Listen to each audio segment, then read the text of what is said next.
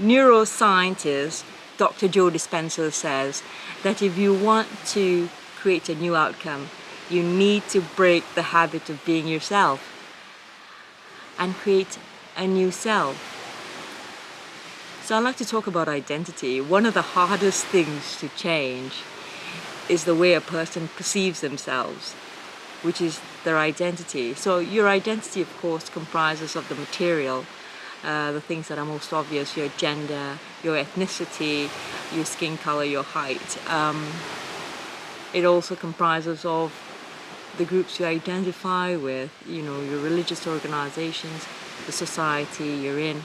But identity is also the belief of who you are, which comprises of the messages you've heard, the interpretations you've made of the messages you've heard, through school, through society, through your family.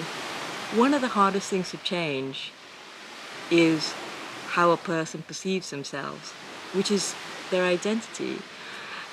But identity is not set in stone. It can be changed. And if you want to change any aspect of your life at all, whether it be your health, your wealth, the quality of your relationships, or maybe pursuing a new career, taking on a new role in the job you're at, whatever you want to change, the effectiveness can only happen. How long-lasting change can only take place once you address how you identify with the new self. You've got to change the way you see yourself and then take action that's congruent with the new self. So I am affirmation statements are only as effective as you believe them to be within yourself. So you can say, I am a good partner, but if you don't feel like it and you don't take action that's congruent with it, you'll never be that good partner.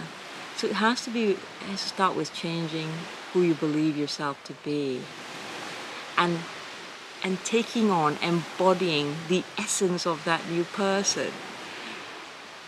If you've never had wealth, it doesn't mean you cannot feel abundant or you can't feel what it must be like to have a lot of wealth. So embody the person you want to be, and then what happens is your brain will go in search subconsciously for evidence to promote, enhance the new self. So the reason diets fail, it's not because the problem is not with the diet, it's that people go on a diet and within a few years they've gained back all that weight. Is because something inside has not changed. Their identity might not have changed. And you hear it in people's language. Well, all the women in my family were like that. That's how we've always done it in the South. That's how we always do it. That's what I've been doing for 40 years. So you hear it in their language. But if you want a new outcome in anything at all, you've got to change who you are in that particular area. And it starts with changing how you perceive yourself in that particular area.